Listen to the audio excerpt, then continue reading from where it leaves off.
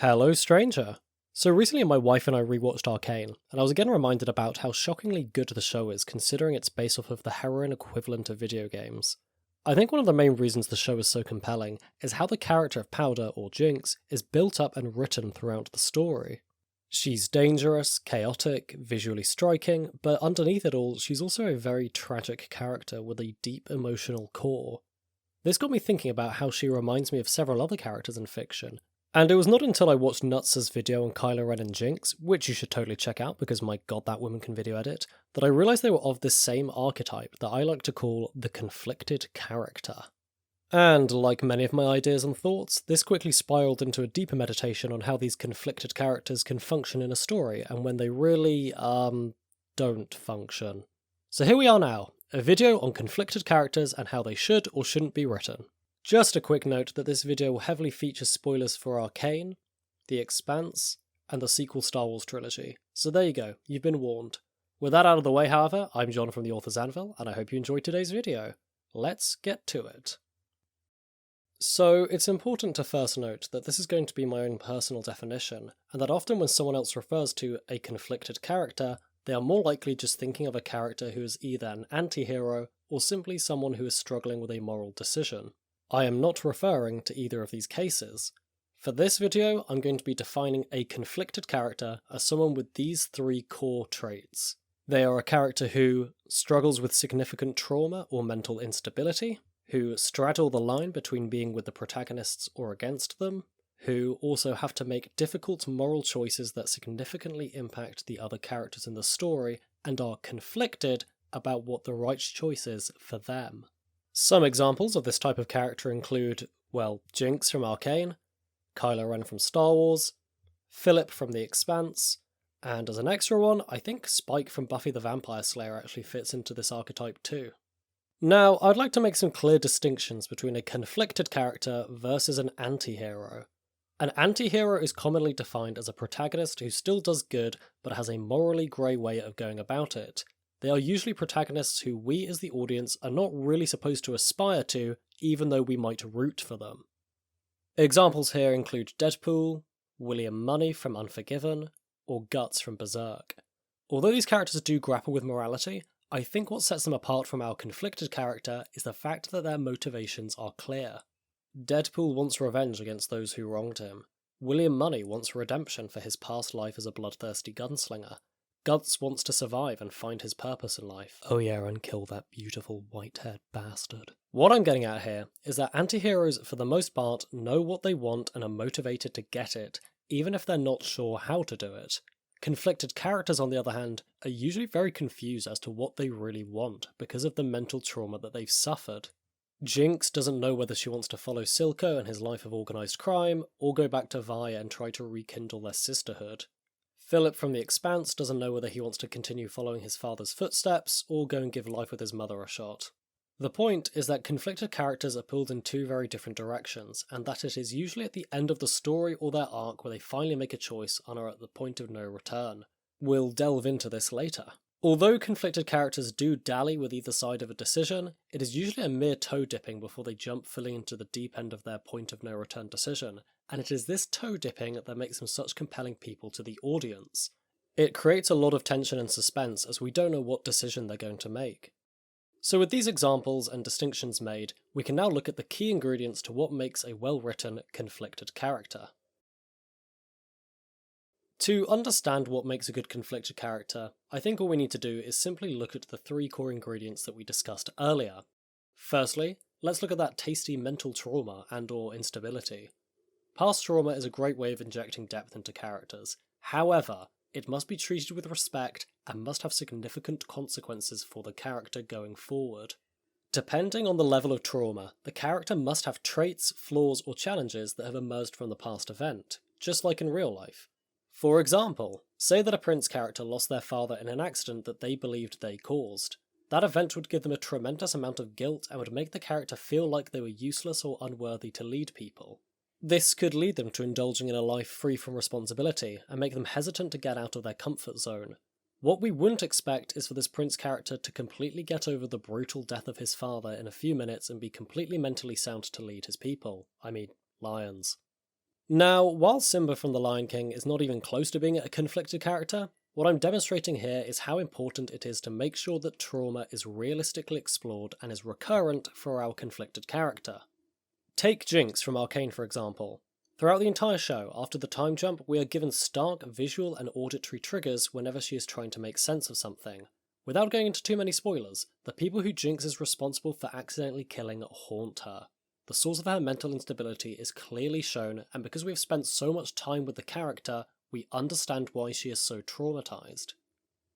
Kylo Ren from Star Wars, on the other hand, barely has his trauma nor backstory explored enough for us to understand or sympathize with him.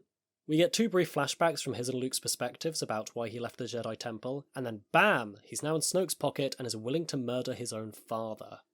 We get nothing about how or why he was seduced to the dark side, why he decided to follow Snoke, and why he has this lust for power that eventually leads him into killing Snoke. I understand that after almost being murdered in your sleep by your Uncle Jake, you wouldn't want to be a part of the Jedi Temple, but there would have been other options for young Kylo. Why didn't he go to his parents about it? Or the New Republic? Or why didn't he just run away and forge his own path? These are questions that could have answers, but we are never shown nor told them in the canon films. Simply put, we just don't get enough with Kylo to understand or sympathise with him. I hope these 2 examples demonstrate the importance of properly showing backstory and trauma. We meet Jinx when she's a young, vulnerable girl and have 3 40-minute episodes that show us the source of her trauma. With Kylo Ren, on the other hand, we barely got 3 minutes. Another small distinction that I want to make about conflicted characters is that they are almost always either secondary or tertiary characters. Because they're not one of our main heroes or villains, this gives them the capacity to straddle the line between whose side they're on. This is a tricky thing to balance, but like with much of storytelling, the best thing to do is start at the beginning. If a character is initially on the protagonist or good people's side, then either early on in the story or even before the story starts, they must flip to the dark side. Why so early on? Because then that gives them time to be with the antagonists and away from the light. It would be pretty odd for a character to be heroic for the first 2/3 of a story, then flip to the dark side for the final act, then flip back to the good side at the story's conclusion. Not only is it pretty unrealistic for people to do this, but narratively the other characters in the story just wouldn't trust them. Even if a conflicted character had gone through a genuine redemption arc by the end of the story, if they kept switching sides, then no one heroic or villainous would trust them. They would be an outcast in either camp. This idea could actually be really interesting. A conflicted character who goes through a redemption arc, saves the day, but has made too many mistakes to be able to be happy-clappy with the heroes, so then has to go off on their own as an exile.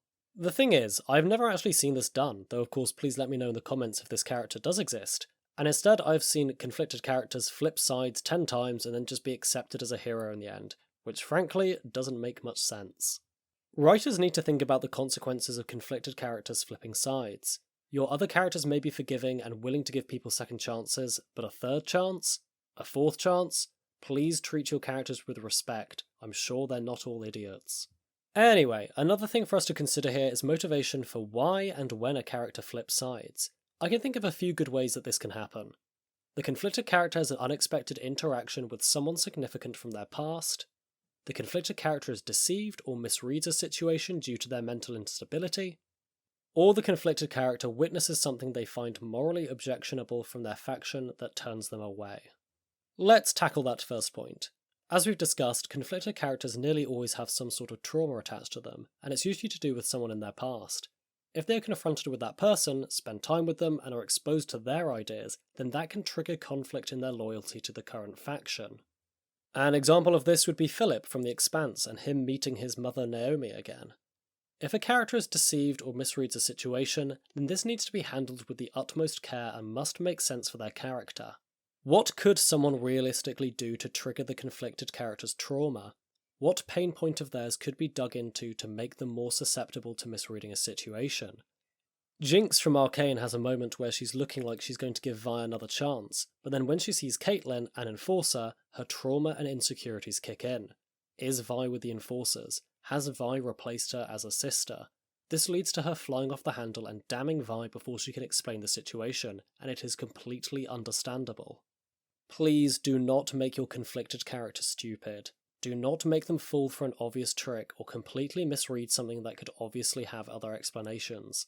Do not let them be tricked by the same person twice and then betray the only person who's ever shown them kindness and completely destroy their character arc for no reason other than, sorry, that controversial video will be coming as a 10k subscriber special and not a moment earlier. The last reason I came up with for how a conflicted character could realistically swap sides is if they witness something that is morally objectionable from their faction. Since conflicted characters are usually very emotionally charged people, then anything they see that reminds them of their trauma can be an almost instant turn-off for them and may make them flip to the other side. A good example of this is again Philip from The Expanse, who witnesses his father abandon an entire space station full of their people in order to gain a tactical advantage in the war.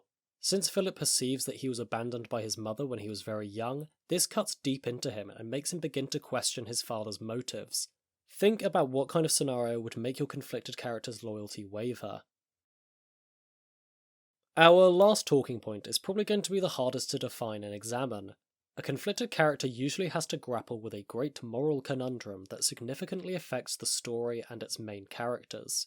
This moral choice could be simply them permanently choosing to be with or against the protagonists, as we've discussed, but it could also be about whether they decide to be on their own side, or even self-sacrifice themselves for the conflict of the story.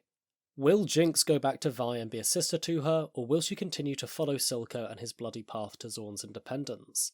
Will Philip help Naomi in stopping the Civil War, or will he stay with Marco and his noble cause? And will Kylo Ren just stop being evil? A well-written conflicted character almost always has a grand choice to make that is linked to their past trauma and their loyalty to either the protagonists or antagonists of the story.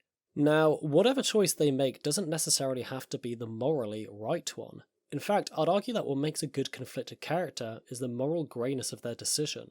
The audience can be left to speculate whether what they did was right or wrong. But that doesn't mean that you can just do whatever you want with them. The conflicted character's final choice should still be grounded in their own internal logic and emotional state.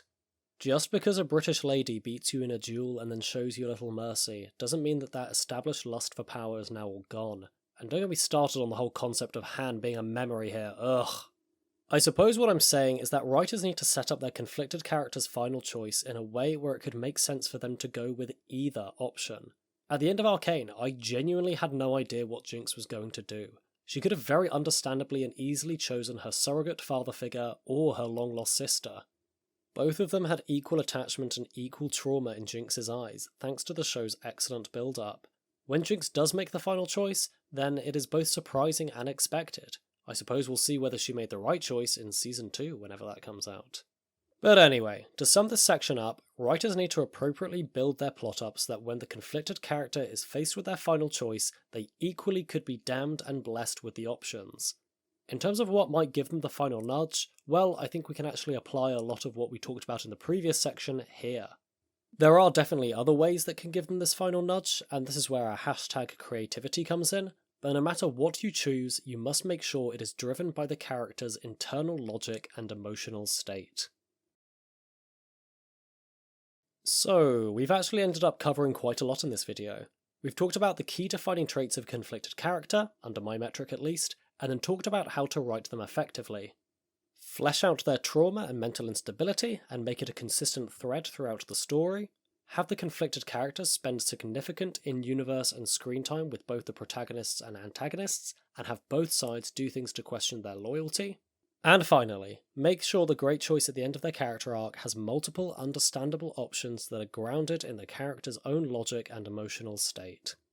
As always, there are probably lots of things that I've missed out or could have gone into more detail on, but what I hope at least is that this video has given you some good food for thought, whether you're an aspiring writer or not.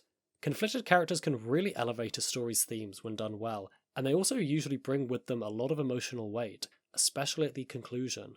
Writers have got to be careful, however, because when done poorly, they can just come across as lazy plot devices or confusing edgelords. Thanks very much for watching! Not much to say in this outro, other than I hope you enjoyed the new emotes. Special thanks to my friend Astrid for her incredible art. And if you have any recommendations for other well-written conflicted characters in media, then let me know in the comments below. I always love checking out new stuff. Really hope you enjoyed the video, hope you have a great day, and remember as always to keep writing.